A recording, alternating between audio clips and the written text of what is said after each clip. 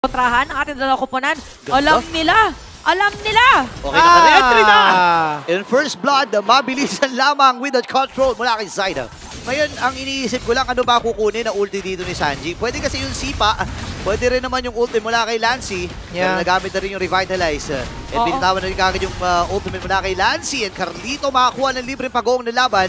Flicker from Lord JM. Pero habulin pa rin sa Sunford. Andun yung Shockwave! Ang buhay ng Turtle, abot ba mga players? Ito na yung Sipa. Wow! Zaida with that turtle. Habang ito na pasugod ng Phoenix Army. Zaida makakatrasel. Lapit ng Sukordi. Nagamit na din si Jamie. Pero makamatay si Sanji. Pasok din si Carlito. Hindi washing-washing. Tamang vertical lamang. Pero wala siyang pantakas dito. Lord JM. Pinag-ahalapas. JP ay critical. Same with Scar TZ. Ayun na si Sanford. JP mamamatay. Nandun yung Shockwave. Ohe with a kill. Pero nandun pa si Lord JM para makakuha ng kill against Carlito. Flag ceremony na. Ayan na. Magpa-flag ceremony na ulit sa may middle lane. Pero Sipa! Si Yawi ata magiging target nila. Hindi makakasipa si Yawi dito. Habang si JP makakabot of the Guardian. At aming mga ultimates actually ang nakumit doon. Pero hawak nila yung pagong. Carlito ay na-attack din. Kailangan bumertical palayo. Pero sinasalo lang ni Lord JM lahat ng damage mula sa Team Liquid Philippines. At dito rin si Zaida. Ang target niya ata ay walang iba kundi si Sanford. Pero si Lord JM ako ng kill. Yun na nga eh. Okay na rin. Nakarinig tayo ng conceal. Sino sisipain? Pero na-immune! Grabe naman yung flash combo na yun. Habang si Yawi may ipit. Ito na ang pagsugod ng Cavalry. Napasipa na nga rin si Sanji pero mamamatay siya sa kamay ni Benny. Guys, may badal ko na. Pinagkakanap kay JP mamamatay. Dalawa at laban sa isa, nagkapatayan doon, Lord JM yung matras. Pero naghahabol si Sanford, trigger na kumita nga rin niya. Doon yung flash combo, pero din si Carlito, hahabol din. Papanahin ba? Tamang vertical distribution na gamit niya. Lord JM boy pa rin. At dito rin si Kai Zaida with a cable. Ayun na! Hindi siya kailangan matras.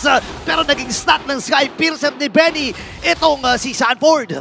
Ng top lane, kaya babalik na siya. Ayun na naman siya sa Sagyo. Okay, makakasipa ba? Pero naunahan siya ng sipa! Mula kay Sanji, Carlito magtatagumpay doon sa Lord na yun! Okay, si Kuya Zaide. Okay, kanina na-vision din natin. Parang na-envision natin ngayon na meron sipa yata mangyayari. Pinunahan na kagad din si Lord JM dito pero makakasipa din si Yawi at si Carlito ang mauna. Nakuha na ng kill si Zaida dito habang nagamit na rin kagad yung bat piece mula kay Lancy. Ngayon, si Yawi ay mapapatay. 1 for 1 na magiging palitan. Pero Okay, Oheb, lapit ka dito. Ipaghigat din natin yung baby cakes mo. Oo, kaya lang medyo mahirap yata yung setup dito sa Lord. Naku, minamadali ata nila to. Sanji, nag-aabang ng pagkakataon na ilapag din yung Zaman Force. Kailangan magtalunan.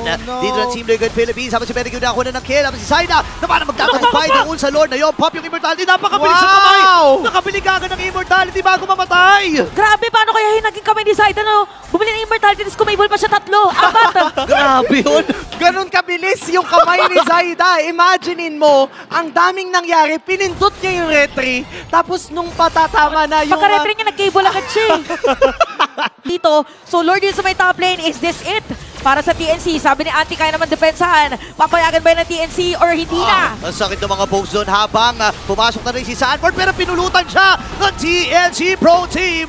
At ako na rin Torres, may badang iba. Guardian, nagamit na kagad ni JP para na maka-atras. At dito na yung Zaman Force. Sumasayaw! Ay, Oheb, nagsasayaw na against 4. Benny nakasurvive pa. Pero matutunan natin si Yawi dito. Nandito na kagad si Zaida. Makakapatay. Benny pa yung emo. Pero si Zaida ang tatapos yung laban na yun. Kailangan magkakasin Team Liquid Philippines. Pero sabi ni Carl hindi. Walang atras sa pamilya ko. Walang Zaida. Natin. Pero mabubuhay pa rin itong jungler na ito. Mas matibay nga daw yung ambon. Oh wait lang matibay na rin. Ayun na, meron ko sila. Nakaready sila ngayon. Lord JM, naka-vision din. I-reset ba nila yung Lord kakapitan? Nako, 12k yung buhay ng Lord na yun. Ngayon, unahan nila kagad si Yawi. Pero si Lancy will secure that Lord. Atrasan mo lang Team Liquid. Pero si Sanford kaya umatras. Flicker na gamit na nga rin niya. Si Zaida ay lalayo na rin. Buhay naman ang buong kupunan ng Team Liquid. Liners, kailangang igiya yung Lord towards the side. So sinasabi mo dito, pa-isa-isa lang. Yes! Pa-isa-isa lang. Yan ang gusto gawin din ng TLPH for the defense. Ganon din naman ng TNC. Oh no, patay kagad si JP dito. Pero Immortality na pa. Pero not for long. Kasi nakakuha na siya ni Benny Cutie dito. Habang pa-cable lang si Zaida. Double kill para dito sa Bagyo. Na si Benny Cutie. At i-extend nila itong ser na ito. TNC ang magwawagi. Unang game number 3 para